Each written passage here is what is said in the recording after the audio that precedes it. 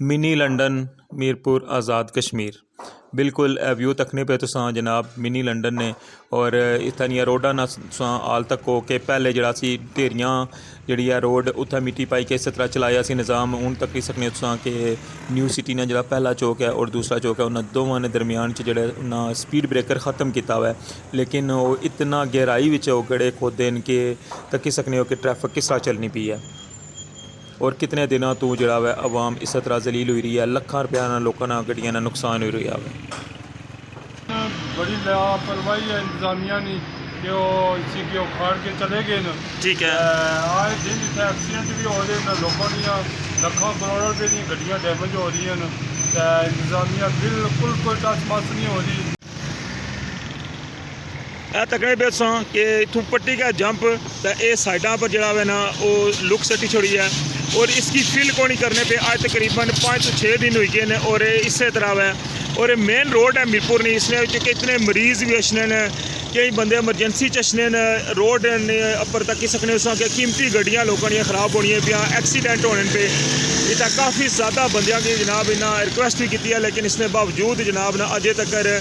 PWD ना महकमा जड़ा उसने पर कोई टस तो मस नहीं करी रहा और इस रोडा की बिल्कुल उस तरह छोड़े हुआ है।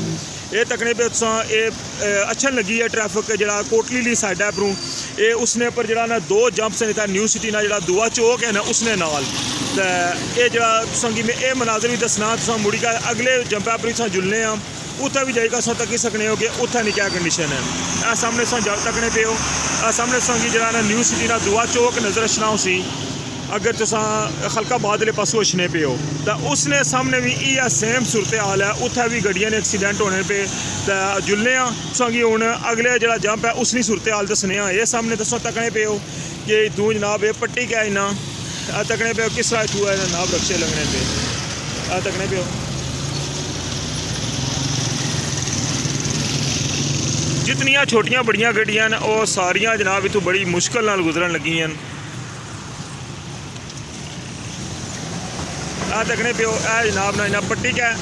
तो यह सट्टी छोड़िया हुआ है इतना लुक वगैरह इतना पई भी है ये सारी जड़ी ना बजरी बिचू कड्डी है लेकिन मुड़ी का इसकी दोबारा जरा ना इसकी फिल अप को नहीं किया तकने पे किस तरह तक सकने बिस्मिल्लाहिर्रहमानिर्रहीम अस्सलाम वालेकुम क्या हाल है सोना ठीक ठाक हो बालो उम्मीद करना कि सारे बालो सो अल्लाह ताला सारे की अपने जो मान च रखे हैं तो व्यूअर्स अज जरा मैं खलते हैं मैं इसलिए कोटली रोड सेक्टर F3 जरा न्यू सिटी ना अगला चौक है तो बैक साइड पर तकने पे हो कि गड्डियां जड़ियां ना वो किस तरह गुजरन लगी हैं इतना पहले जरा ना इंतजामिया जंप बनाए सन तो हूँ जरा मैंने उन्होंने एक जंप जरा वो ख़त्म किया हुआ है लेकिन वो इतनी गहराई नाल वो उसकी खुदाई की है कि जनाब मुड़ के दोबारा आज तकरीबन 5 दिन हुई गए तो इसकी जरा फिल को नहीं किया तो अच्छो जुलने स्टार्ट करने अज ना व्लॉग तुसें दसने सारी सूरत हाल तो बाकी जेह्ड़े इत्थै मुकामी कोई ताजर न उन्होंने जरा ख्यालात न वो भी तुसें दसना कि वो क्या आखने न इसने बारे च। व्यूअर्स ये जड़ा मैं दूए साइड पर आई गया वहाँ पहला जरा सी तुसां वो डिटेल नाल तक्या हुआ है कि उस जंप की क्या पोजीशन है ये तुसां जरा न्यू सिटी ना जरा दूसरा चौक है इसी क्रॉस करी गया जाने हो जिला रेडियो स्टेशन वाली गली है ना जी उसने बिल्कुल बाहर रिजवी करियाना स्टोर है उसने बाहर ये बिल्कुल जनाब जंप बने सी तो इस जंप की ख़त्म करता हुआ और इसकी भी सेम उससे बेदर्दी नाल जड़ा हुआ कटिया गया और अज कितने दिनों तो जड़ा हुआ वो इतने जड़े ताजर सन उन्होंने कहने ने बावजूद भी जड़ा हुआ इसकी बिल्कुल फिलअप नहीं किया जा रहा और तकी सकने तुसां कि जी आवाम है वो इतों किस तरह गुजरी रही है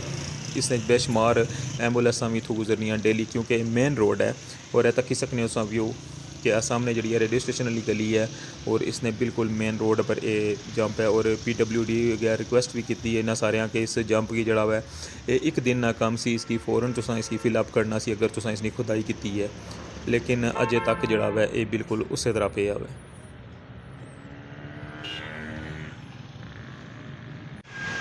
जी तो व्यूअर्स तुसां सारी सिचुएशन तकी है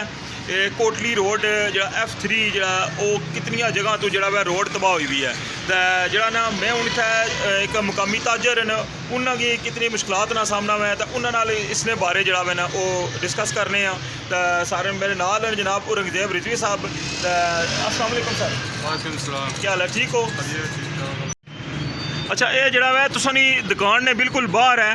ਇਹ ਤੱਕਣੇ ਪਏ ਕਿ ਇਥੋਂ ਲੋਕ ਜਿਹੜਾ ਨਾ ਕਿਤਨੀ ਮੁਸ਼ਕਲ ਨਾਲ ਗੁਜ਼ਰਨ ਲੱਗੇ ਹੋਏ ਨੇ ਤੇ ਜਿਹੜਾ ਵੇ ਇਹ ਅੱਜ ਕਿਤਨੇ ਦਿਨ ਹੋਈ ਗਏ ਨੇ ਤੇ ਇਸੇ ਤਰ੍ਹਾਂ ਪਿਆ ਵੇ ਦੋ ਤਿੰਨ ਜਗ੍ਹਾ ਤੂੰ ਇਸੇ ਤਰ੍ਹਾਂ ਹੀ ਹੈ ਤੇ ਇਸਨੇ ਬਾਰੇ ਚ ਕਿਆ ਆਣੇ ਉਸਾਂ ਇਹ 3-4 दिन हो गए न बड़ी लापरवाही है इंतजामिया ने कि वो इसी के उखाड़ के चले गए न ठीक है आए दिन इतने एक्सीडेंट भी हो रहे हैं लोगों दियाँ लखों करोड़ों रुपए दी गड्डियाँ डैमेज हो रही हैं इंतजामिया बिल्कुल कोई टच मस नहीं हो रही इतने बेवकूफ चीफ सरकारी मुलाजमीन ऑफिसर जज भी गुजरते हैं बिल्कुल कोई नोटिस नहीं लिया जा रहा आए दिन इतने मुश्किलात आ रही हैं लोगों को गुजरने में लोग सुबह कमर से जाने ठीक है इसे शुक्रिया गुजार अजीज ने जिन्हें इसे नोटिस लिया अस गुजारिश करने कि पूरी चुंगी के ताजर के जल्द तो जल्द कंप्लीट किया जाए बहुत शुक्रिया बहुत मेहरबानी